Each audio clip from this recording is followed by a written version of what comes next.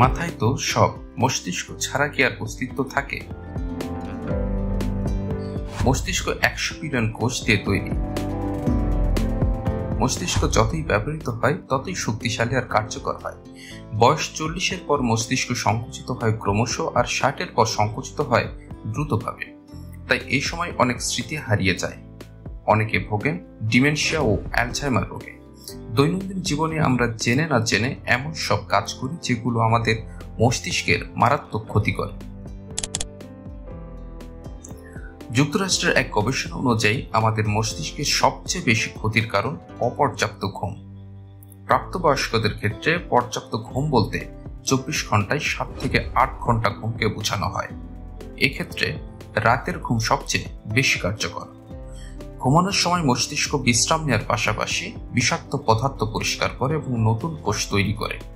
কিন্তু 7 ঘন্টার কম ঘুমালে নতুন কোষ গঠনে অসুবিধা হয়, যে কারণে কিছু মনে রাখতে বা মনোযোগ দিতে কষ্ট হয়, মেজাজ খিটখিটে হয়ে যায় এবং সিদ্ধান্ত নিতে সমস্যা হয়। সারা রাত না খেয়ে থাকার পর দিনে কাজ করার শক্তি আসে সকালের নাস্তা থেকে, কিন্তু আমরা অনেকেই সকালে তাড়াহুড়ো করতে গিয়ে নাস্তার মতো গুরুত্বপূর্ণ কাজটি এড়িয়ে যাই। এতে যেটা হয়, রক্তে শর্করার মাত্রা কমে যায়, যার প্রভাব গিয়ে পড়ে মস্তিষ্কে। আমাদের মস্তিষ্কের 75% পানি, তাই মস্তিষ্কের সবচেয়ে ভালো কাজ করার জন্য এর আর্দ্রতা ধরে রাখা জরুরি। পানির অভাবে মস্তিষ্কে টিস্যু সংকুচিত হয় এবং কোষগুলো কার্যক্ষমতা হারায়। এতে যৌক্তিক চিন্তা বা সিদ্ধান্ত নেয়ার ক্ষমতা কমে যায়।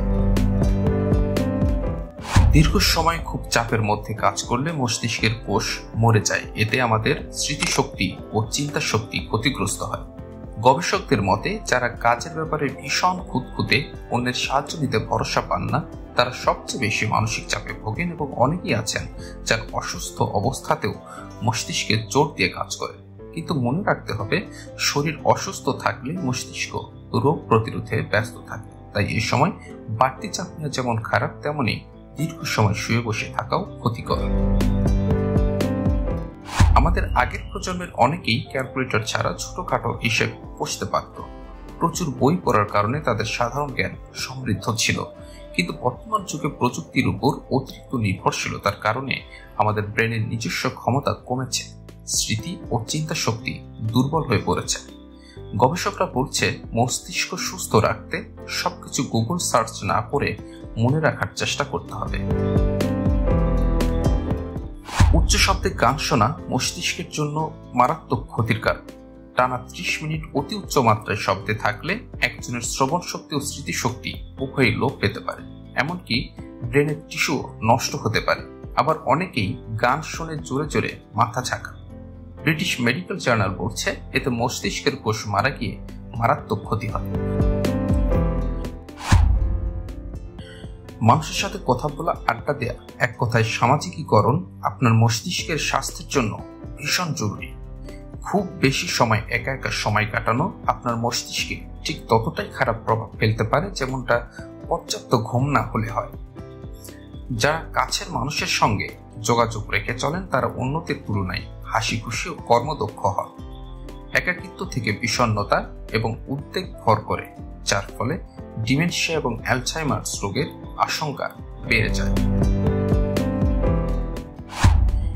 নেতিবাচক খবর দেখা থেকে বিরত থাকতে হবে। এসব নেতিবাচক খবর মনের উপর ব্যাপক প্রভাব ফেলে, আর সেটা একসময় শরীর থেকে মস্তিষ্ককে আক্রান্ত করে দীর্ঘস্থায়ী ক্ষতি করতে পারে। আপনার যদি প্রতিনিয়ত এমন নেতিবাচক চিন্তার অভ্যাস থাকে, যেমন আপনাকে দিয়ে কিছুই হবে না, বিশ্বের অবস্থা খুব খারাপ, ভবিষ্যৎ অন্ধকার, আপনি অভাগা, এমন নেগেটিভ চিন্তার ক্ষতিকর প্রভাব মস্তিষ্কে গিয়ে পড়ে। মার্কিন এক গবেষণায় দেখা গিয়েছে, যারা অন্ধকারে বেশি সময় কাটান কিংবা দীর্ঘ সময় এমন কোনো আবদ্ধ স্থানে থাকেন যেখানে তেমন আলো বাতাস চলাচল করে না, এমন পরিবেশ মস্তিষ্কের উপর ভীষণ চাপ তৈরি করে। অতিরিক্ত অন্ধকারে থাকার অভ্যাস বিষণ্ণতার সৃষ্টি করে। প্রাকৃতিক আলোতে থাকলে আমাদের মস্তিষ্ক ভালোভাবে কাজ করে। অতিরিক্ত খাওয়ার অভ্যাস, সেটা স্বাস্থ্যকর খাবার হলেও মস্তিষ্কের ক্ষতি করে। গবেষণায় দেখা গেছে, অতিরিক্ত খাওয়ার ফলে মস্তিষ্কের ধমনীগুলোই কোলেস্টেরল জমে রক্ত প্রবাহ কমে যায়। এতে স্মৃতিশক্তি ও চিন্তা শক্তি লোপ পায়, যার প্রভাবে ডিমেনশিয়া ও অ্যালজাইমার্স হতে পারে। জাঙ্ক ফুড, ভাজা পোড়া, অতিরিক্ত চিনিযুক্ত খাবার, কমল পানীয় এসব মস্তিষ্ককে ক্ষতিগ্রস্ত করে। অনেকেই ডায়েট বলতে চর্বি বাদে খাওয়াকেই মনে করে, কিন্তু আমাদের মস্তিষ্কের 60% ফ্যাট বা চর্বি। কাজী সব ধরনের খাবারই খেতে হবে, কিন্তু পরিমাণ মতো। অত্যাধিক স্ক্রিন টাইম মস্তিষ্কের আকার এবং বিকাশে ব্যাপক ক্ষতি করে। মোবাইলের ইলেকট্রোম্যাগনেটিক ফিল্ড থেকে যে বিকিরণ হয় তার সংস্পর্শে বেশি সময় থাকলে মাথা ব্যথা, বিভ্রান্তি, মস্তিষ্কের টিউমারের মতো ক্ষতি হতে পারে। এছাড়া অতিরিক্ত পর্দায় চোখ আটকে রাখায় মানে কম কথা বলার প্রবণতা, আর কম কথা বলাও মস্তিষ্কের জন্য ব্যাপক ক্ষতির কারণ। নিয়মিত শরীর চর্চা না করলে ডিমেনশিয়া হওয়ার সম্ভাবনা বৃদ্ধি পায়। শুধু মস্তিষ্কের রোগী নয়, এর ফলে ডায়াবেটিস, হৃদরোগ ও উচ্চ রক্তচাপের সম্ভাবনা বৃদ্ধি পায়, আর এই সবগুলোই অ্যালজাইমারের সাথে সম্পর্কযুক্ত।